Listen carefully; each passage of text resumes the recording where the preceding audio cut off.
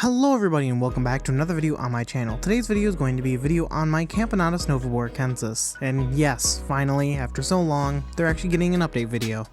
Now this colony has been awake for a very long time. I just haven't really made an update video on them because I didn't feel like they exactly deserved it after, giving them a massive outworld.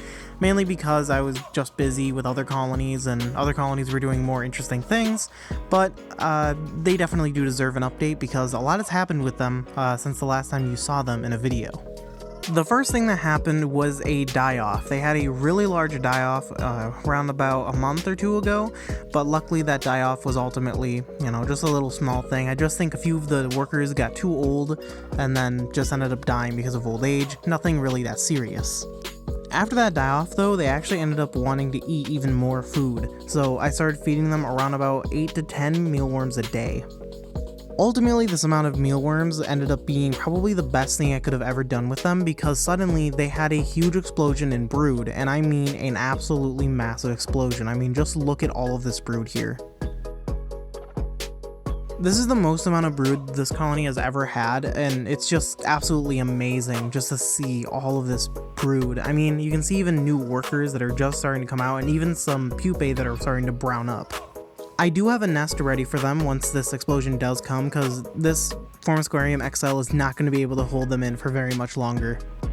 I don't even know how the queen is even able to produce this many eggs with how small her gaster is. I mean, ever since I've taken her out of hibernation, she's had a really small gaster, and I've tried to get her to plump up a little, but she just never has. I'm pretty sure she gets into the shot here in a little bit, but it's just insane just the amount of brood that this colony has been able to produce, especially with a queen that hasn't even been physogastric at all. Even in the second year of this colony, they actually ended up having a very small gastered queen, and it looks like she still has been small gastered. Even when I was fattening them up for hibernation, the queen just decided not to start getting fat for hibernation for their fat reserves. It just never happened. I've seen photos of my friends' queens, and they have huge gasters, really expanded physogastric queens. But then you just have this queen, who for some reason just doesn't, and yet produces and even outproduces their queens. It's just something interesting that I wanted to point out because it's definitely weird. I've been asked many times why the queen is so skinny and if I'm feeding them the correct amount of food, and I most definitely am.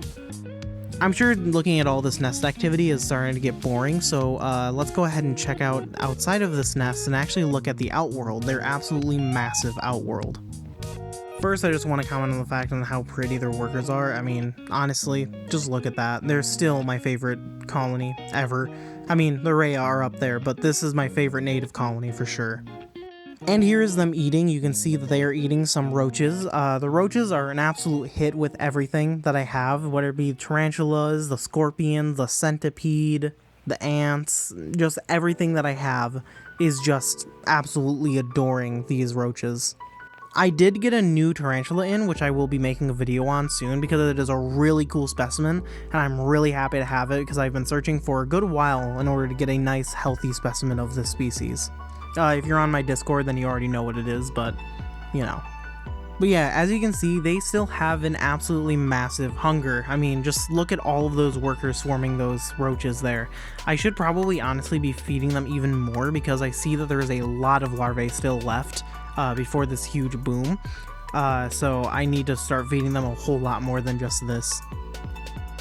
But that is it for this video, of course. That was pretty much it. Like the video if you liked it, dislike it if you dislike it, subscribe if you're new, check out the Patreon and all that fun stuff in the description, and I'll talk to you guys in the next video. Bye.